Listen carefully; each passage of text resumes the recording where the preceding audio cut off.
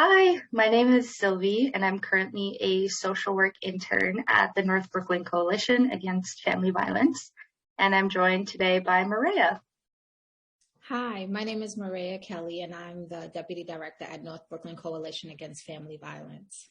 Such a pleasure to be here with you, Silvi. Thank you so much for joining me. Absolutely. Today's conversation is just going to be a little bit about self-care. And my first question for you, Maria, is what does self-care mean to you? I love that question. For me, self-care can be and mean many different things for myself. It can be physical, social, emotional, spiritual. There's so many different types that I may be in tune with them different days or different times. Physically, for me, it means that I have to get enough sleep, right? I need to make sure that I'm definitely exercising on a daily basis. Socially, for myself, I'm creating those boundaries, that I need to try to stick to, that I don't always stick to, but also having a great support system. Emotionally, for me, it means that, I'm learning how to manage my stress in different ways. Emotionally, with the growing as well. Spiritually, making sure that I'm having time alone. I'm also meditating. I'm making sure that I'm staying grounded. I'm also journaling. So just documenting, writing what I'm feeling, at the moment, or things that may come to my mind at the time. Thank you for sharing that. That was a very well-rounded example of what self-care actually looks like. Just out of curiosity, who do you consider in your support system? For myself, definitely in my support system, it looks like definitely it is my husband and my children and my siblings and my best friends. Those are my go-tos, for my support system. And when you get really busy, it can be sort of hard to motivate yourself to do the self-care things.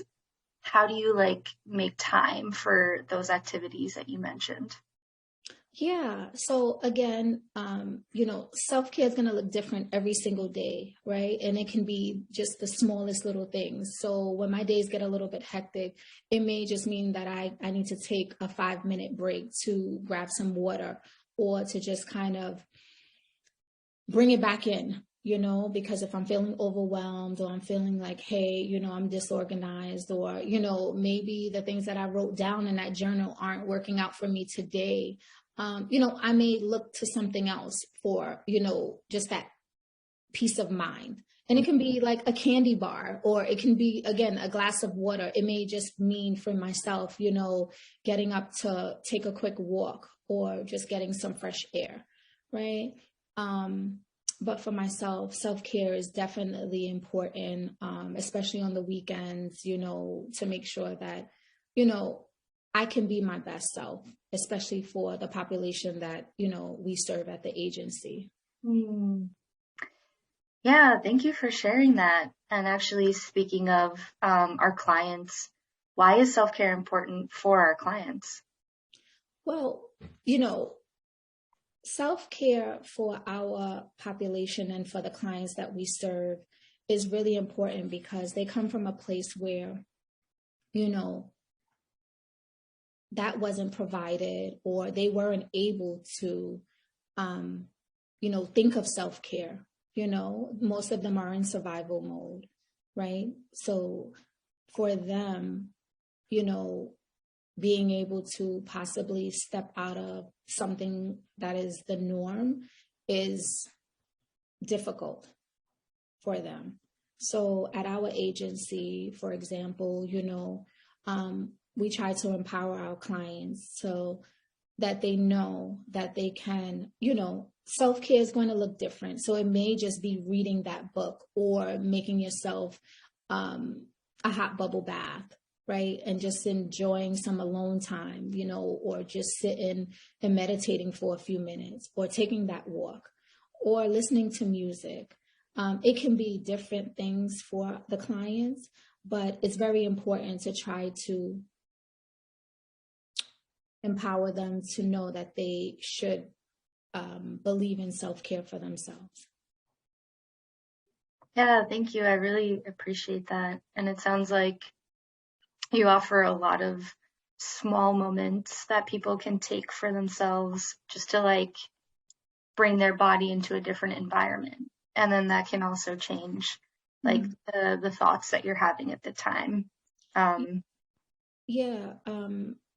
believe that is true, but also, you know, self-care, it's just about, you know, the meaning of self-care, again, is just about taking care of yourself in ways, right, that feel best or better for you, right?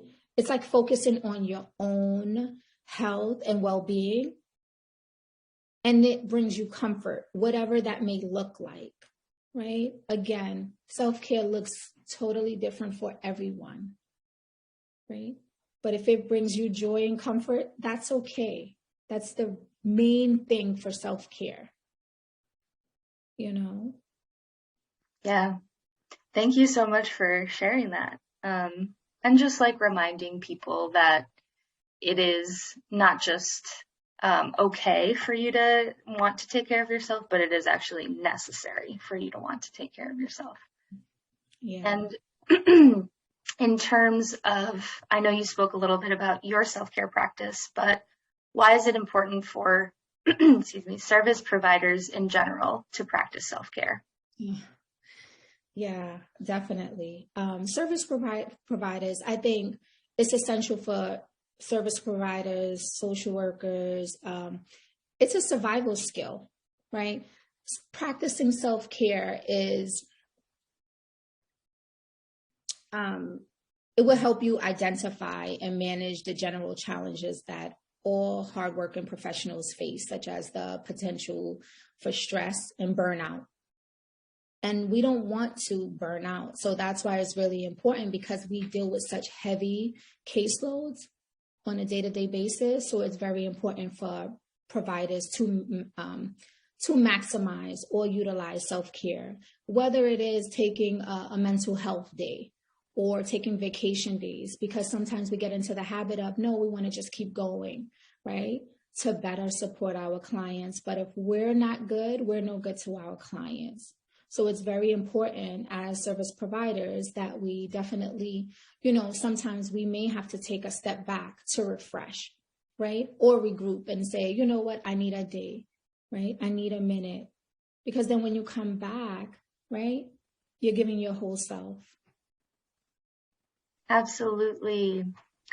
Yeah, a phrase I've heard commonly in my social work education so far is like, you can't pour from an empty cup, which, yeah, it just means like, you know, we all want to, like you said, bring everything that we can to the table for clients. And even for clients, you know, who are taking care of families or who have to go to work and have all these other responsibilities. We want to make sure that that cup is full so that you can do all the things that you need to do in your life.